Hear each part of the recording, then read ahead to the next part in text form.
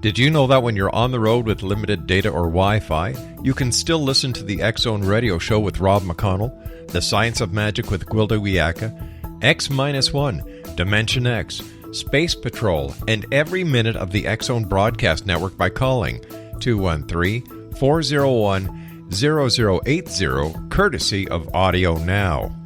No smartphone, app, or internet needed. It saves your data plan, and it's free if you have unlimited minutes. Call 213-401-0080 to listen on any phone, anytime, anywhere. Remember 213-401-0080 for the best of the paranormal, parapsychology, and sci-fi radio programming anywhere, 24/7, 365.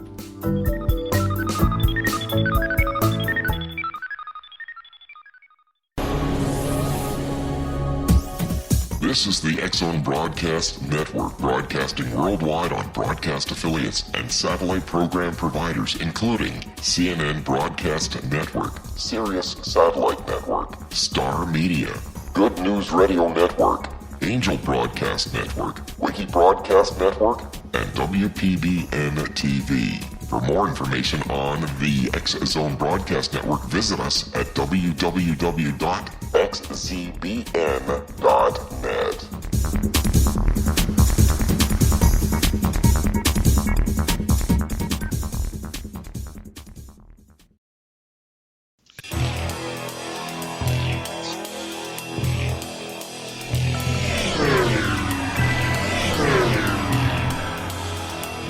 This is A Different Perspective with Kevin Randle. A retired U.S. Lieutenant Colonel, Kevin Randle has been studying UFOs for nearly 50 years. Kevin has investigated some of the most famous UFO cases in the world and has been consulted for dozens of documentaries about UFOs. Considered one of the leading experts into the Roswell UFO crash of 1947, Kevin has written more than 25 books about UFOs, including the recently published Roswell in the 21st Century. Now, here is the host of A Different Perspective, Kevin Randle.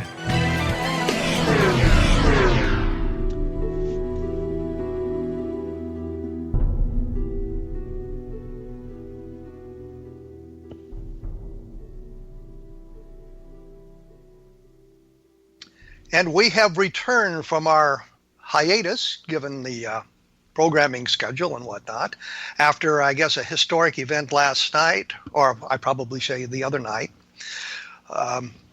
We will be talking today with John Shirley, who is a fellow science fiction writer, and I may ask him about this later on.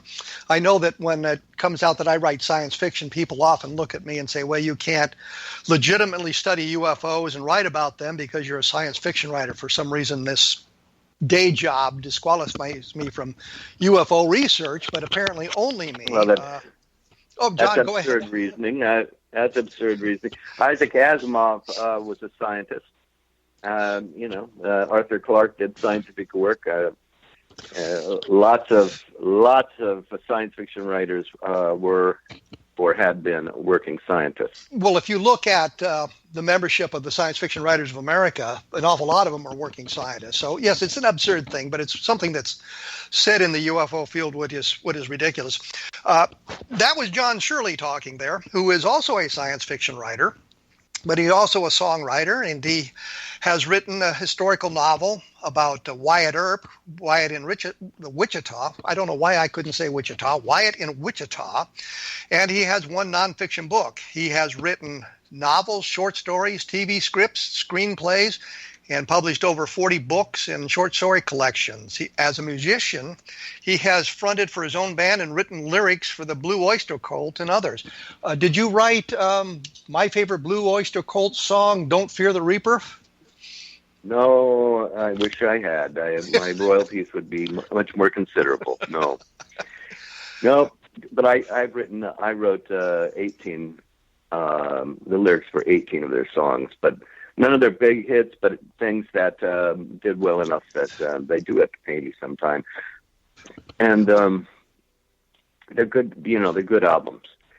Well, and as you can now hear, John Shirley is a well-rounded, sort of a Renaissance man type fellow with all the things that he's done. He's also written things for television and movies. He I guess, did the original script for The Crow, which was later reworked. He wrote for Deep Space Nine, Poltergeist Legacy, which airs periodically on what is known as the Comet. So we've got a fella here who's written an awful lot of books, science fiction, and he is knowledgeable about UFOs and the paranormal. One of his books, and I keep having to look at the title, it's Silicon Embrace. I think of Silicon Valley, which is the HBO comedy, which is, I think, pretty funny. But that deals with Area 51 and things of that nature. So with that kind of segue, notice how I worked that in there, segue, what do you think is going on at Area 51? Oh, I think it's always been just human technological experimentation of different kinds. I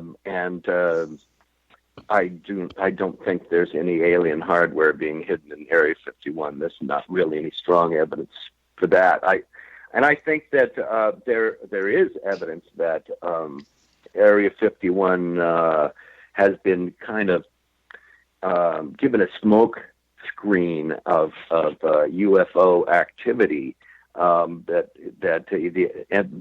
This has come out actually in some declassified documents, which I don't have right in front of me, unfortunately, but they actually did use UFO reports to try and blur the picture so that the Soviets wouldn't take Area 51 seriously, and just generally muddy things.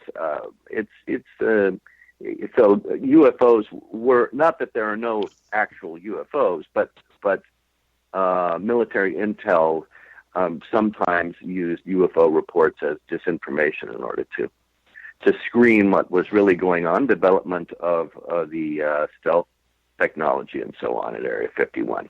I understand there's a new Area 51 type place somewhere in Colorado that's very mysterious. Well, I was going to say that when I'm asked that question, I always say I believe it's the place where we're investigating the new technology that we're developing our next generation of military aircraft. But we're going to have to take our first break here. For those who are interested, oftentimes the discussions that we have here appear on my blog at www.kevinrandle.blogspot.com, so you can get a little bit of additional information or some ideas of where to go for more information about the topics we discuss. So we will be back right after these messages, so stick around.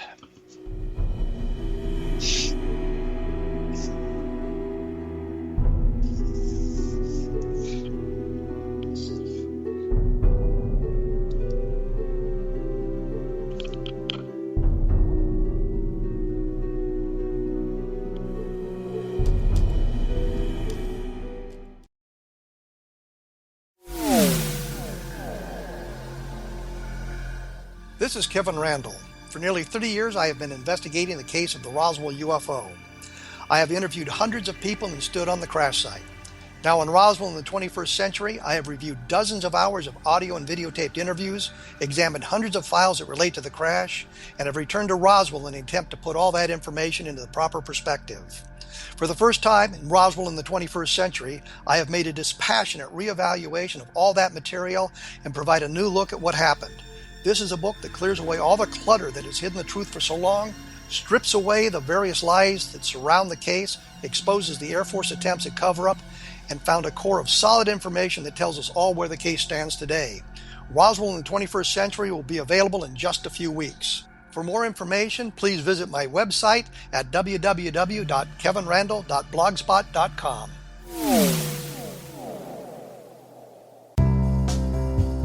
Gibbs A. Williams, Ph.D., is a practicing psychoanalyst, supervisor, researcher, and author in New York City. Much of his life has been dedicated to understanding nature and the uses of meaningful coincidences or synchronicities. His radical and original non-Jungian, non-mystical, non-magical theory of synchronicities illuminates much of the fog surrounding this challenging and perplexing topic. His ideas and manners are fresh, presented in a style that is both entertaining and highly informative. He is also an expert on crisis intervention, specially focused on violence reduction for the police and citizens, mastering anxiety, frustration, and stress without the use of medication, and effectively preventing and treating heroin addiction. Dr. Williams can be contacted at his email address at gwwilliamsny11@aol.com or visit his website at www.drgibbswilliams.com.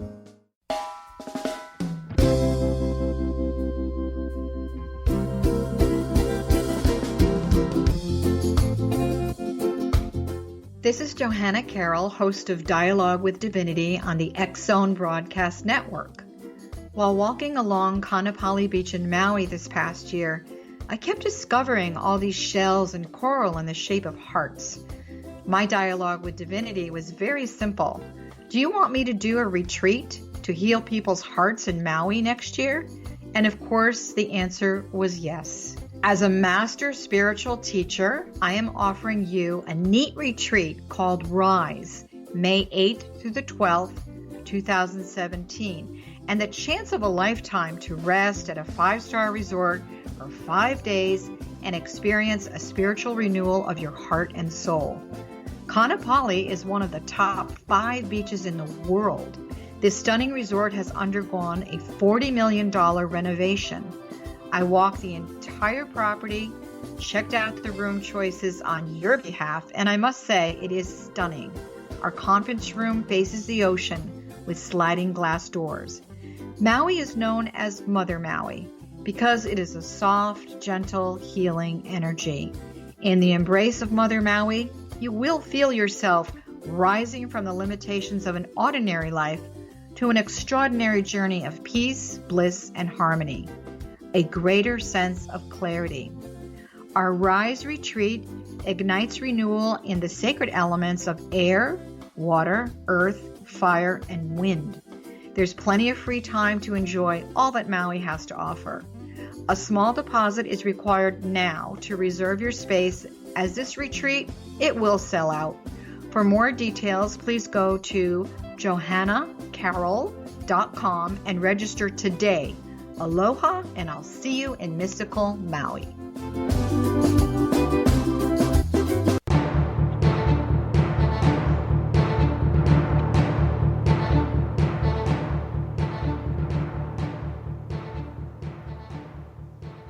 And we are back with John Shirley, my special guest, science fiction writer extraordinaire, songwriter, movie writer, contributor to the Star Trek series, and things of that nature.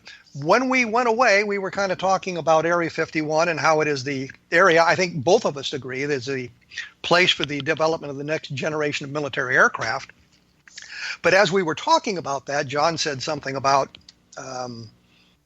it being used or UFOs being used to kind of disguise what was going on.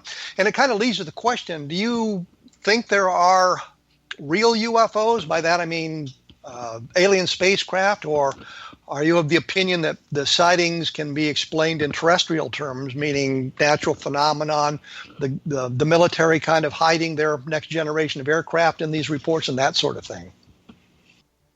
I think I don't know for certain, but the majority of sightings are what I think about is probably explainable flying objects, the PEFOs,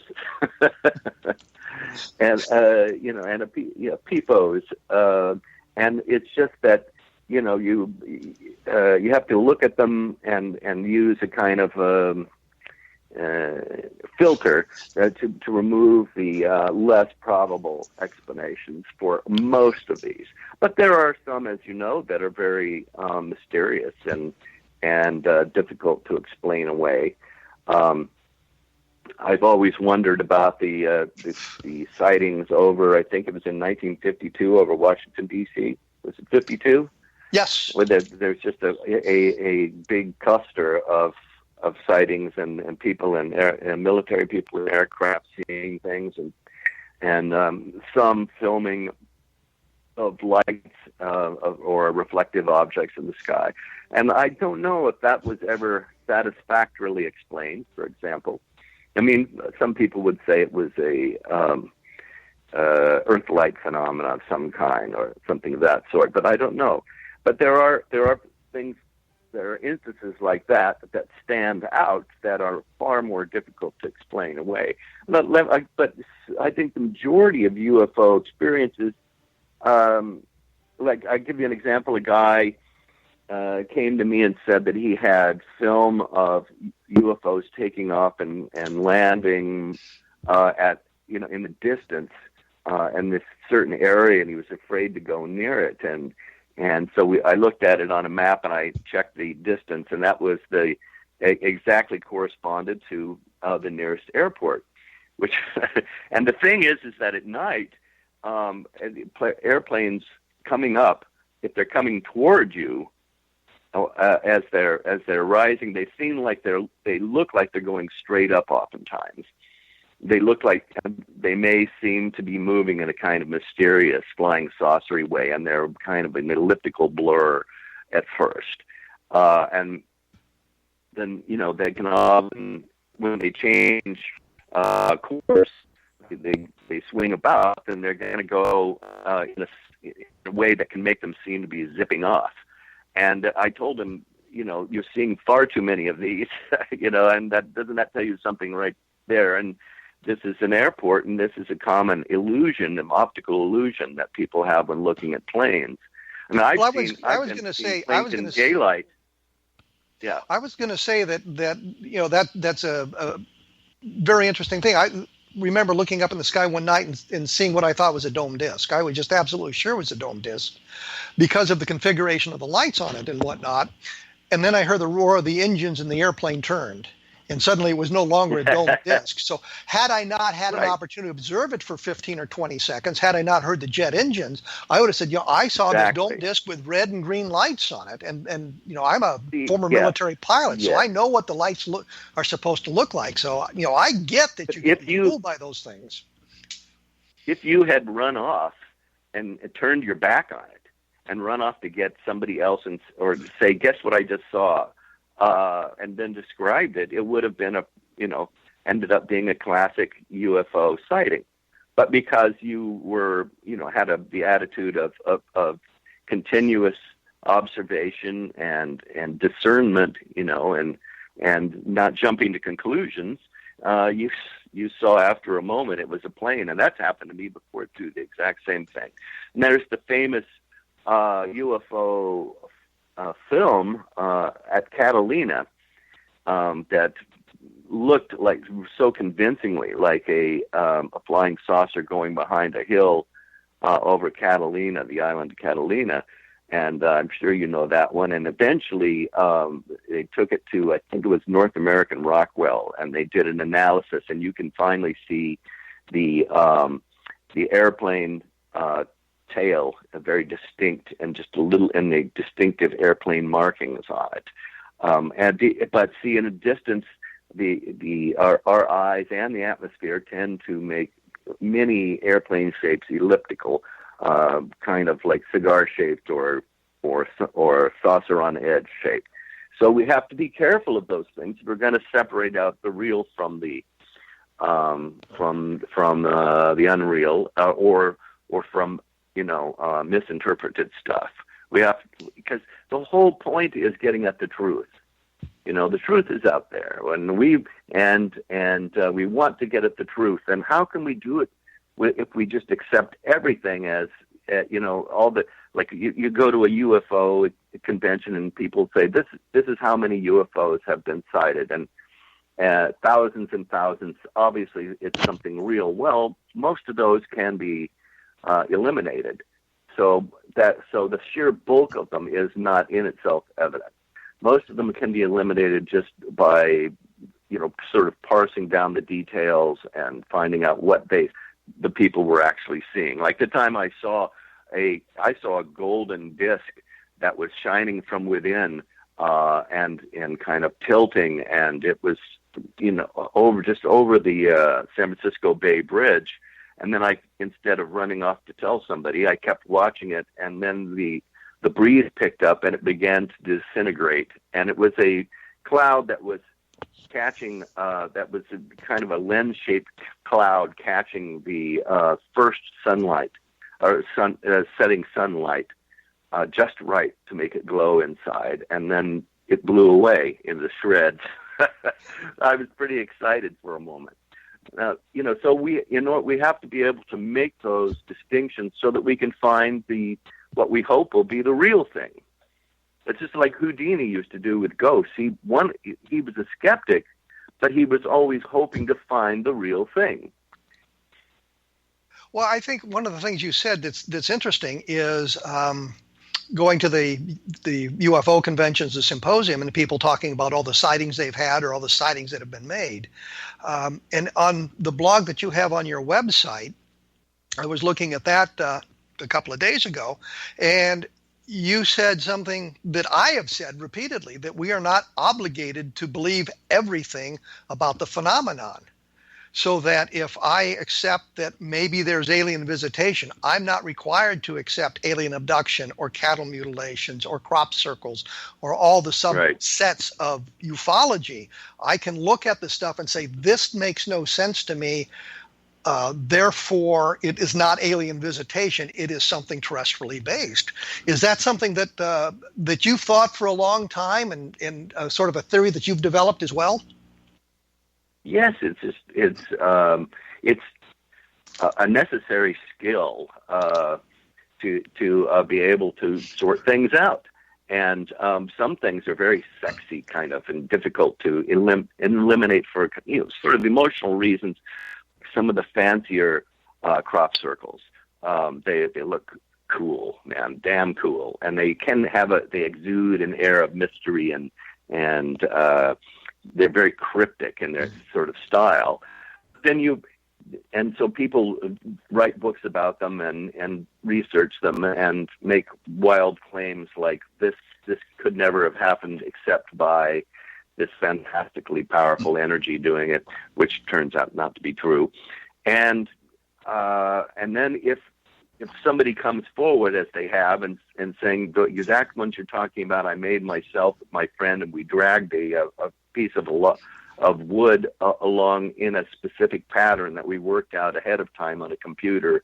Here's the original computer program, and here's how we did it, and here's the original film of us doing it, and they still won't accept that was not a real thing. It was not a flying saucer-made crop circle. It was these hoaxers, even though the hoaxers showed them how, had film of it, and so on and so on.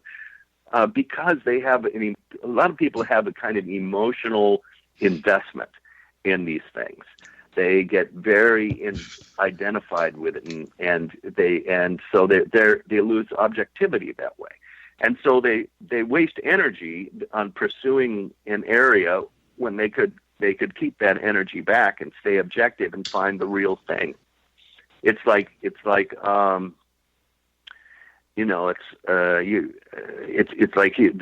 1,000 paths in a garden, let's say, but only one leads to the way out, and they're sure that they all go to the way out. It's not every way in a maze leads to the way out. You have to be able to eliminate things in order to get to the real way through. So what you're suggesting here is that you're a skeptic. You look at this information that's coming to you, and you don't say, yes, I believe this because it's what I want to believe or what I need to believe. I look at the information to say, okay, is there a terrestrial explanation for it, or is there no explanation for it that we can find at this moment that we may find later on? But you look at it from a skeptical point of view.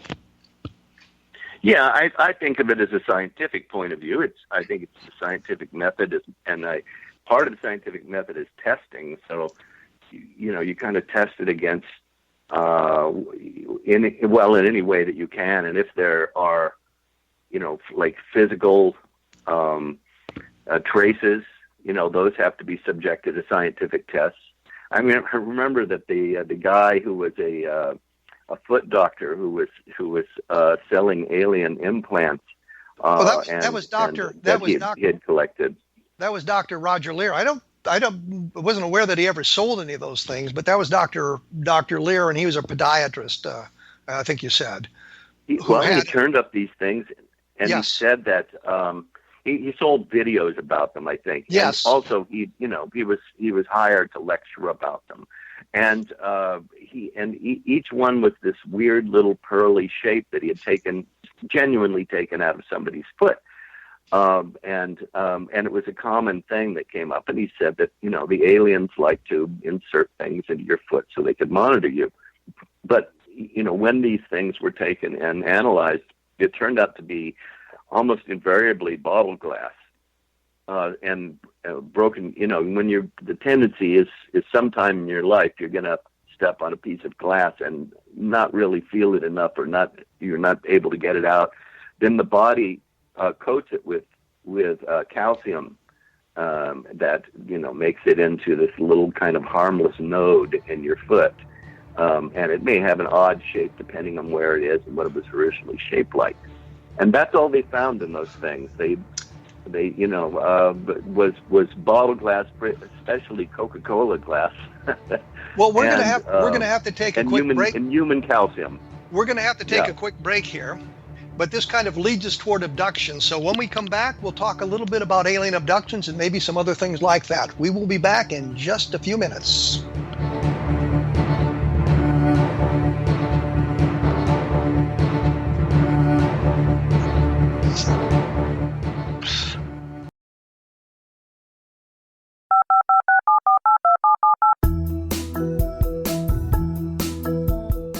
Did you know that when you're on the road with limited data or Wi-Fi, you can still listen to the X-Zone Radio Show with Rob McConnell, The Science of Magic with Gwilda Wiyaka, X-1, Dimension X, Space Patrol, and every minute of the X-Zone Broadcast Network by calling 213-401-0080, courtesy of Audio Now. No smartphone, app, or internet needed. It saves your data plan, and it's free if you have unlimited minutes. Call 213-401-0080 to listen on any phone, anytime, anywhere. Remember 213-401-0080 for the best of the paranormal, parapsychology, and sci-fi radio programming anywhere, 24/7, 365.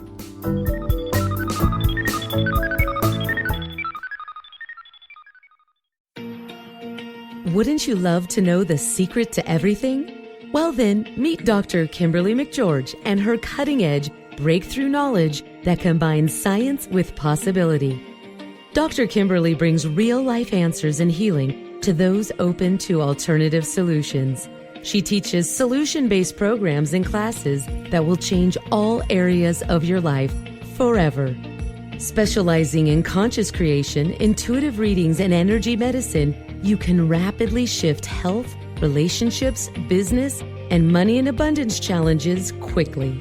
Receive her best-selling book, Secret to Everything, at no cost by going to secrettoeverything.com/X-Zone. That's right, transformation can start now. Just go to secrettoeverything.com/X-Zone and receive Dr. Kimberly's book for free.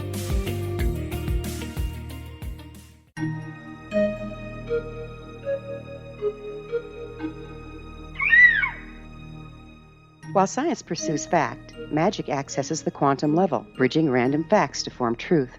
As long as science and magic remain separate and polarized, the truth cannot be known. I'm Gwilda Wiyaka. Join me on the Science of Magic radio program, dedicated to unification and evolution of consciousness. During each episode, I'll be speaking with experienced and respected scientists and mystics. From astrologers to astronomers, from medical doctors to shaman, the scientific method to dowsing and intuition, we'll weave together information from seemingly divergent practices to promote unity and enlightenment. Join me, Gwilda Wiyaka, and the Science of Magic right here on the Mutual Broadcast Network. For more information, visit www.thescienceofmagic.net.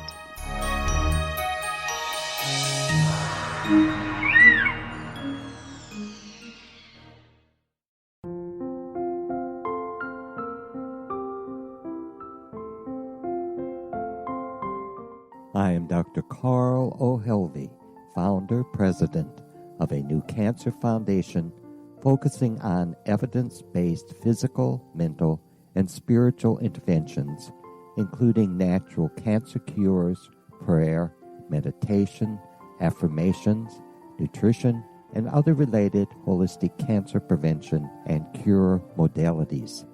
These are used in cancer education, research, and financing care. I ask for your help to continue this important work by donating at www.holisticcancerfoundation.com.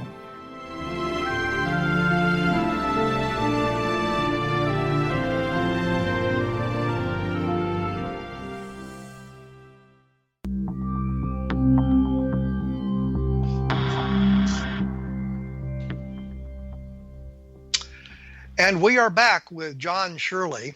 And I think before we do anything else, we'll talk about abductions and implants in just a moment. But John, I believe you've got a new book coming out. Would you like to mention that before we get deeply into abductions? Well, the book is just out there with the publishers now, so let's hope it's coming out.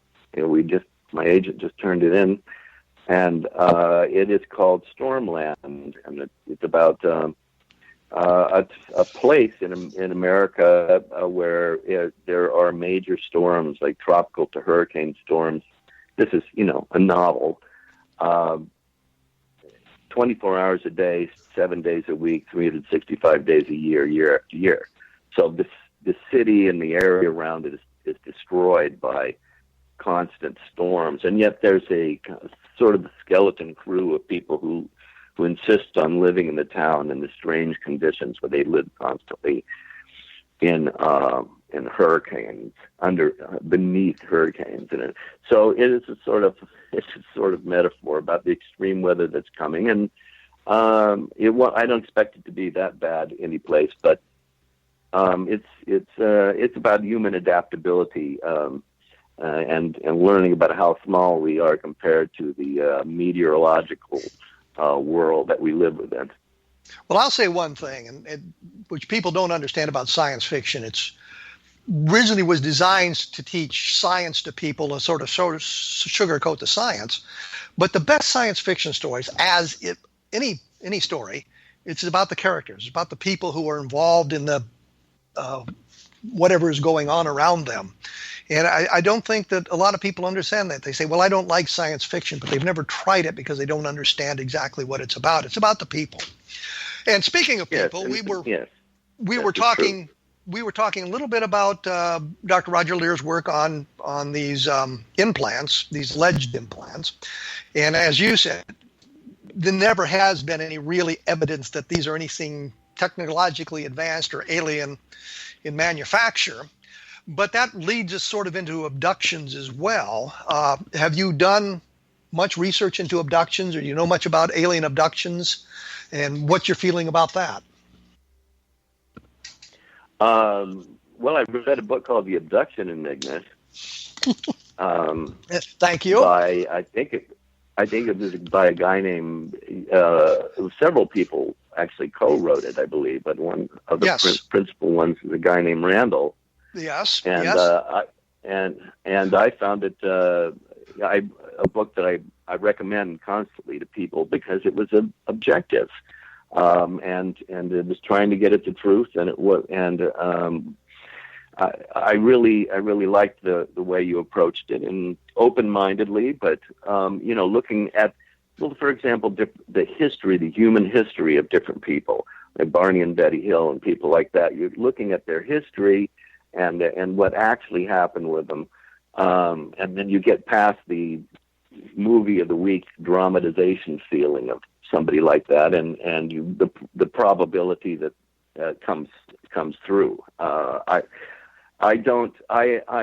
feel like alien abductions is the least believable part of the ufological scenario out there. I don't think there's any evidence they've happened at all that are, not attributable to just the human condition, human states of mind.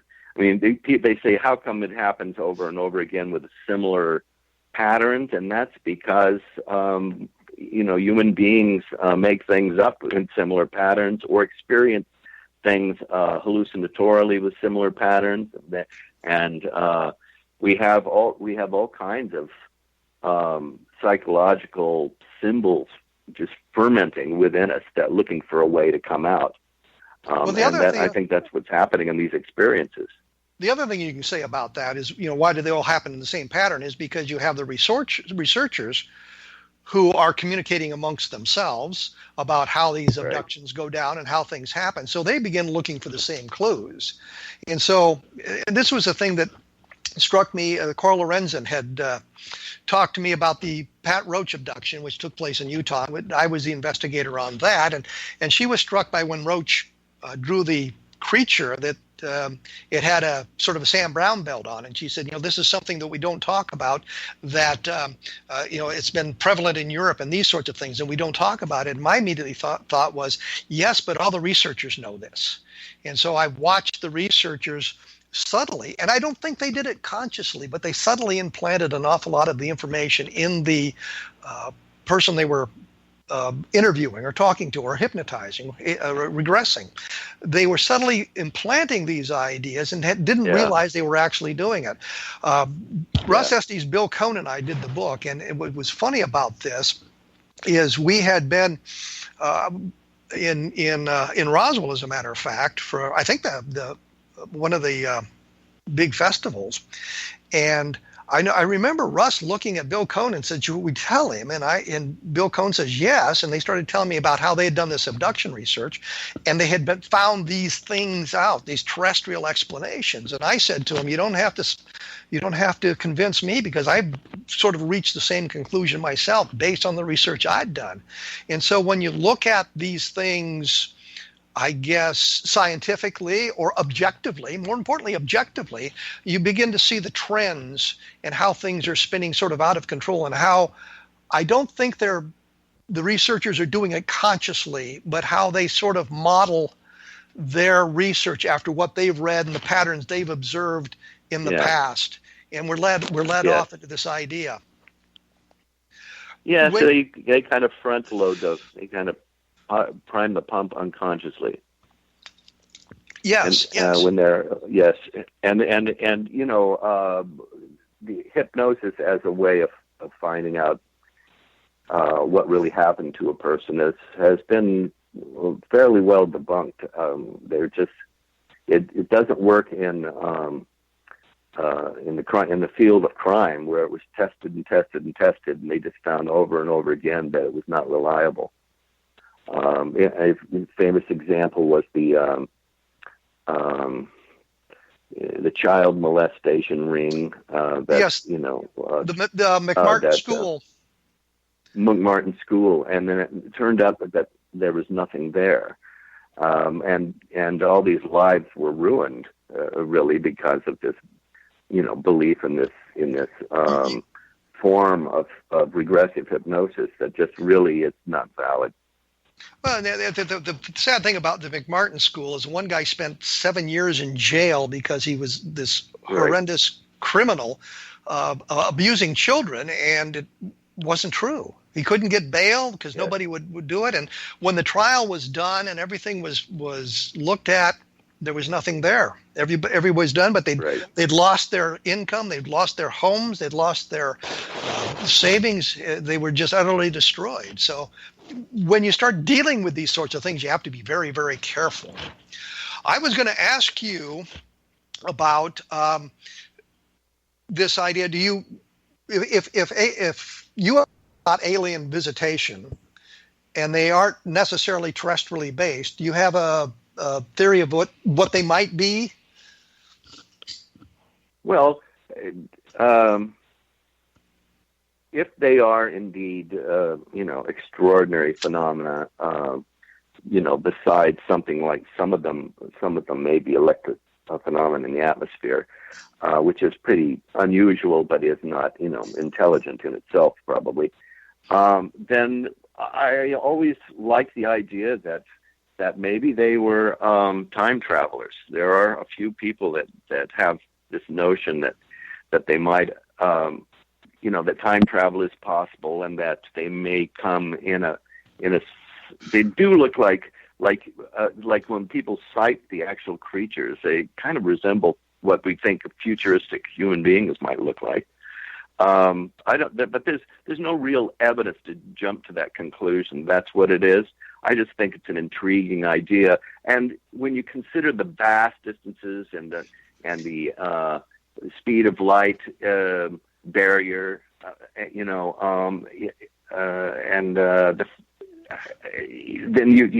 that it makes it maybe slightly less improbable than aliens from another star system, and also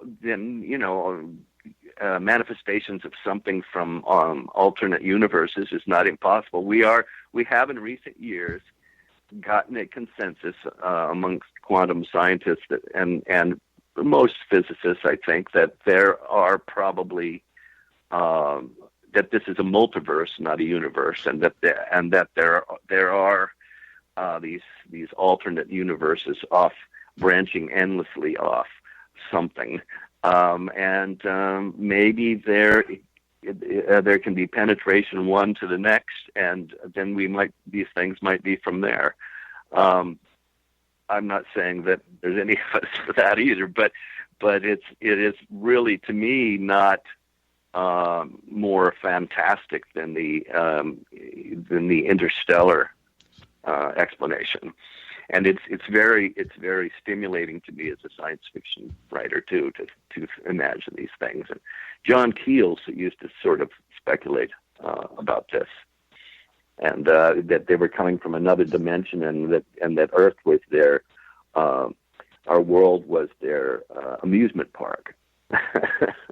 Well, they needed to play with us.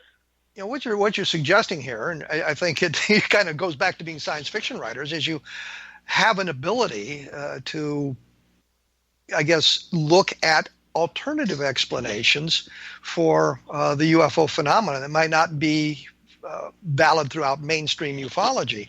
I've always said that my personal opinion, if the information we are gathering is correct, there is alien visitation. I believe it's from sources inside our own universe, traveling in the interstellar distances. They've solved the problem of interstellar flight, but there's always the possibility that they're time travelers. There's always the possibility that it's some kind of interdimensional leakage into our environment as well, and those are also possibilities based on the observational data that we have. Yeah, Jacques Vallée seemed to think something of the sort, and he has, especially when he talks about the ancient UFO. Well, it wasn't called that at the time, but sightings of strange things in the sky, and these books of these things from going back to 1,000 years and 1,500 years, and sometimes they're just these big platforms on which strange creatures are cavorting, and then battles that are taking place in the sky and so on. So it's almost as if it is some kind of leakage from some alternate reality. I love stuff like that. I don't know what to believe from it, but it's exciting, and fun to think about. But ultimately, the truth will be found by some intelligent use of the scientific method. Well, we're going to have to take another break here. When we come back, and I know that you expressed an interest in talking a little bit about Roswell, maybe we can do that, and it'll give me an opportunity to promote my book, which I'm always. I'm going to interview you about it. That's my plan. Okay, and we'll learn a little bit more. This is Kevin Randle. We are at a different perspective, and we will be back in just a few moments after these messages. So stick around.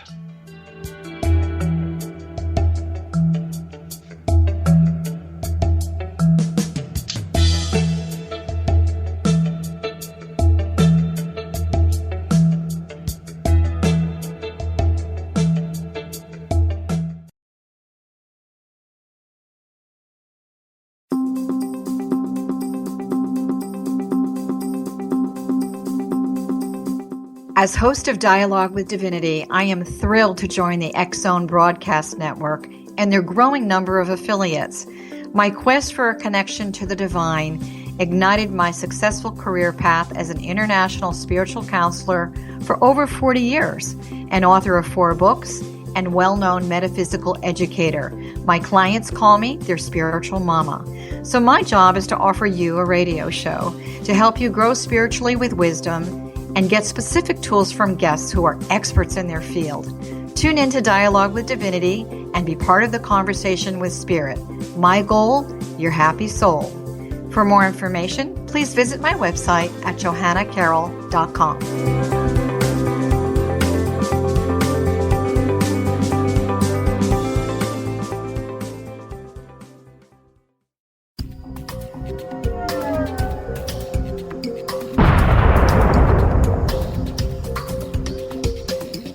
Coming soon to the X-Zone Broadcast Network is A Different Perspective with me, Kevin Randle, as your host.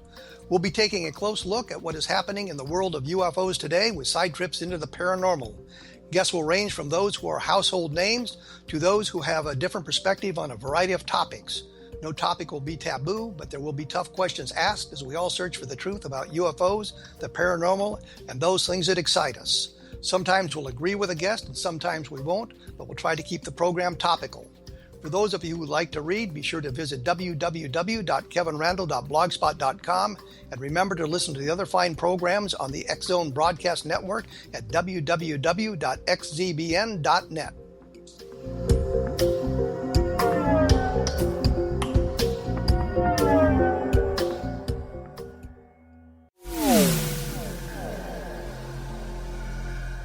This is Kevin Randle. For nearly 30 years, I have been investigating the case of the Roswell UFO. I have interviewed hundreds of people and stood on the crash site. Now in Roswell in the 21st century, I have reviewed dozens of hours of audio and videotaped interviews, examined hundreds of files that relate to the crash, and have returned to Roswell in an attempt to put all that information into the proper perspective. For the first time in Roswell in the 21st century, I have made a dispassionate reevaluation of all that material and provide a new look at what happened. This is a book that clears away all the clutter that has hidden the truth for so long, strips away the various lies that surround the case, exposes the Air Force attempts at cover-up, and found a core of solid information that tells us all where the case stands today. Roswell in the 21st century will be available in just a few weeks. For more information, please visit my website at www.kevinrandle.blogspot.com.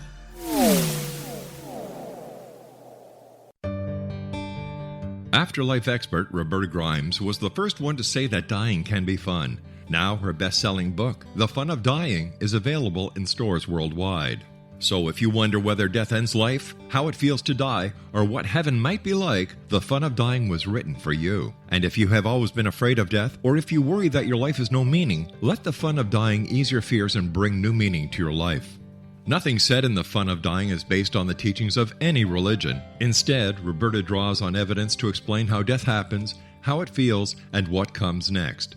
A lot of the best death-related evidence was produced in the first half of the 20th century. When it is put together with recent discoveries, it tells a consistent and amazing story. Roberta Grimes blogs and answers questions at robertagrimes.com. Her wonderful book, The Fun of Dying, is available on Amazon and at stores worldwide wherever books are sold.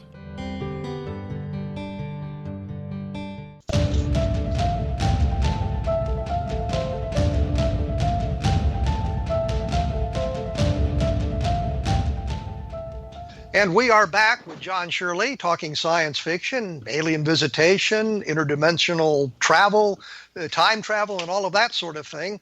As I say repeatedly, that oftentimes once we're completed with our conversation here, we will. I'll have something up on my blog at www.kevinrandle.blogspot.com that may lead you to other sites and things like that. It'll provide additional information.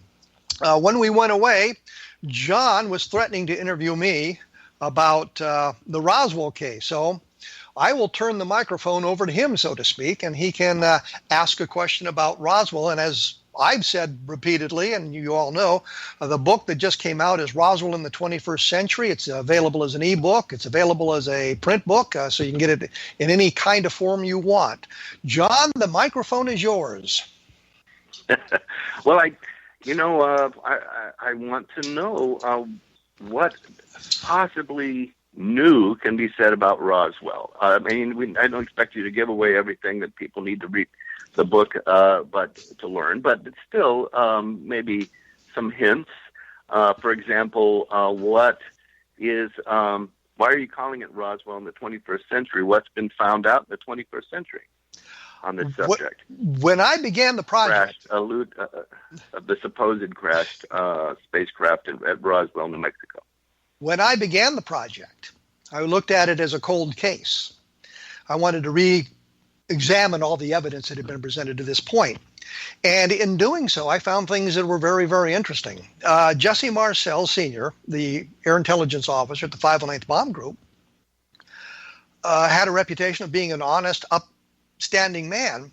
And by going through the testimony that had been recorded from him, not only by Bob Pratt from the National Enquirer, and you might look down your nose at the National Enquirer, but Pratt had an interview with Jesse Marcel, and we had transcripts of it. So that was interesting information. There was a book by Linda Corley called For the Sake of My Country, and she spent hours with the Marcels. And you go through that book and you find out that Jesse Marcel had a tendency to embellish things a bit. So now we have a new look at what Jesse Marcel was all about. One of the things that bothered me, and it's sort of the stolen valor idea, is he claimed to have 5 air medals. And with the Army, especially during the Vietnam War, Army helicopter pilots amassed huge numbers of air medals. 5 would be nothing for an Army helicopter pilot to have. I have 41 myself. So and the guy who got the most, I mean, there was one guy who had 127 of them. We got an air medal for every 25 hours of combat assault flight time. You know, no matter what happened, we got an air medal at the end of the 25 hours. So him having 5 is no big deal, but it turns out we could only document 2. I don't know how this came about. Things like that I looked at. There's the affidavit that Walter Hott created. He actually had 2. One that he did in the early 1990s. He said, I didn't see anything. I didn't hear anything. All I did was write the press release. I found a transcript of a program that he was on, the raw footage transcripts. And they asked him about, did you see the craft? And he said, no, I asked Colonel Blanchard about that, and Blanchard wouldn't let me. In the affidavit, he talks about not only seeing the craft, but he saw the bodies of the alien creatures as well. But if you listen again to the raw footage of those interviews, he contradicts himself in the side of a single paragraph, inside a single sentence about what he'd seen and what he'd done. So there were things like that that became very worrisome when you begin to look at the totality of the testimony that been gathered. The other thing that I talk about that bothers me immensely is that there is no letters from service members to family members. There's no diaries. There's no journals. There's nothing that you would expect in the 1940s where somebody writes something like this down, even if it was in the most cryptic form, because they're all told don't talk about this. But we can't find anything like that. And that worries me immensely, because there should have been some kind of documentation, somebody writing in their private journal figuring nobody's ever going to see it. We have never found anything like that. So explore all those sorts of things and how things came about and how we got into certain areas, how the plane of San Augustine crashed, this idea that Barney Barnett was over on the plains of San Augustine and came across a craft there, how that is incorporated into the Roswell case and why that probably has nothing to do with Roswell. So that's some of the things that I think brought forth that wasn't really discussed prior to my reexamination of the case. Well, okay, but that all of that is kind of discouraging in terms of the believability of the basic, alien contact part of the Roswell story. Is there anything that made you sit up and go, there's something that backs up the fundamental idea that was a crashed spacecraft? If we're allowed to use testimony, and I find some of this a little bit, I'm leery of a little bit of this, simply because, the testimony after 50, 60 years changes. But the one thing that always struck me was talking to Major Edwin Easley. He was a provost marshal in Roswell in 1947. And I had, established a rapport with him.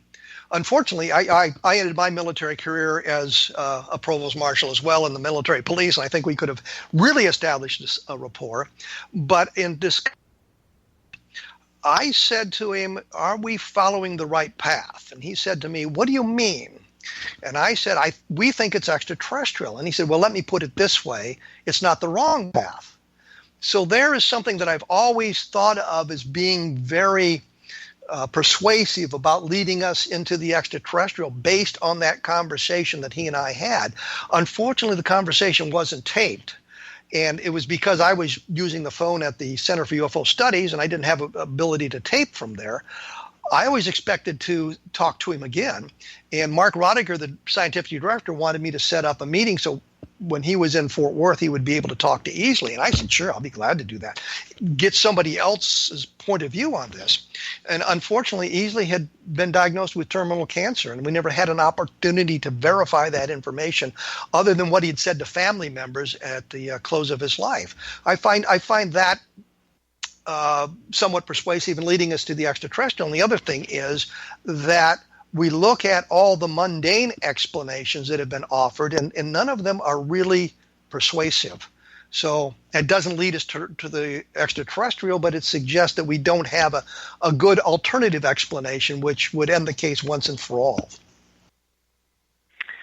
So it's interesting that this happened in Ross. We're in New Mexico, where also another famous case, but some years later, the Socorro incident and Lonnie Zamora. And you have a thing at your blog about relating to that, having to do with an insignia he saw on the object, which appears in other places too. You call it the umbrella insignia. It's a kind of inverted V with lines beneath it. Well, that's we've discussed that on the program here a number of times with Ben Moss and Tony Angelino. I don't know why I cannot say his name properly.